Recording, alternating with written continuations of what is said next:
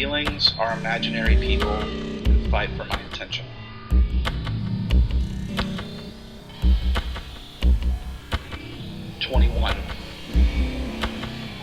In the dream where my old familiar house has changed into a maze of rooms and doors, secret passages, bookshelves, and bathrooms, I'm lost without losing myself, but I'm searching nonetheless, dragging tired eyes down long hallways, hoping to find the story of me.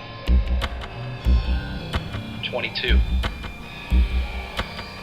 In the dream where everything is perfect, where flowers always bloom on time, where rain never drowns a daffodil, and the spring wind never sends little seafoam green tree frogs down from the tops of canopies to the asphalt death of wet, warm concrete.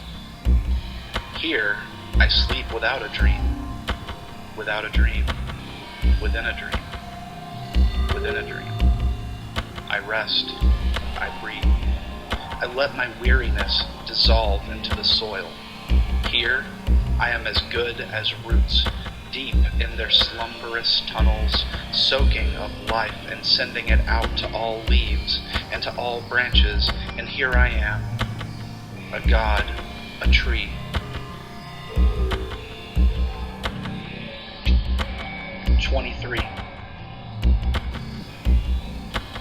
Growing up, we had a squirrel named Fat Bastard. He wasn't tame, and he wasn't really ours, but he stole the dog food from the porch, bit by bit, bulking up. I'd never seen a squirrel so fat. One day, my dogs ate him. I think they wanted their food back, or maybe they were waiting until he was plump and ready. Funny to imagine dogs planning like that, and funny, too, to imagine a family in silent mourning over the loss of a fat bastard. 24. I never saw a chipmunk until I was in college at 18, and the little beast prowled the bushes and the shrubs, sometimes darting out across the path. I wanted to catch one, tame it, and make it my friend. I wanted both to touch its beauty and to possess it with love. Somewhere, then on campus and now somewhere else, a piano is being played and a chipmunk is making his first appearance to a new audience. 25. I have a headache from making sense of the past on a tiny screen.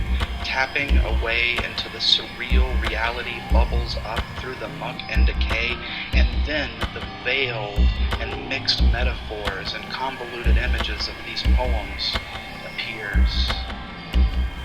I am able to remind myself of some magic lost in the grass, some ritual of childhood invented to celebrate all moments. Some dream about dreaming comes roaring back like Lazarus brought back to life. But my eyes still hurt. 26.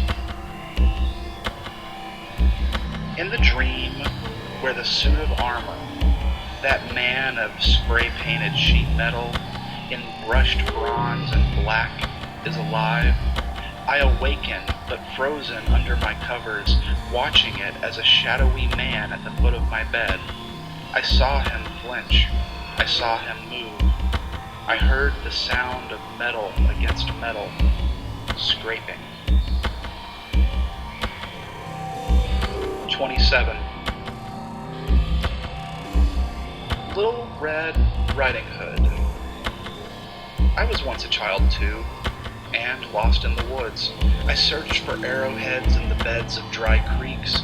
I found the burrows of dogs who were so old and frail they carried themselves in the woods to die, digging a rut with their working paws before giving up, whimpering less. I stepped on leaves. I stepped on rust. I stepped on the cans of old still mills turned to ruin and gave no thought to tetanus.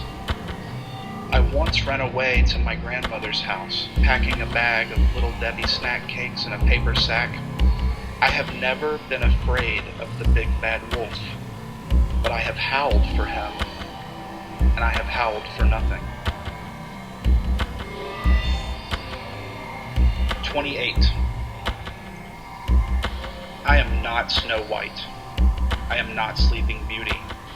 I am simply sleeping and watching the slideshow of my dreams.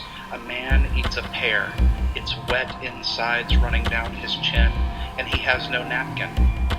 Someone, somewhere, is bleeding. They're on a bent-knee pilgrimage across broken glass. The statue of Mary is carried on their back. A cement version, though, so that the suffering is worse, so that the suffering is paramount, because it is the burden of her weight that makes it worth it. No one comes to kiss me awake, and no one is coming to relieve the wounds.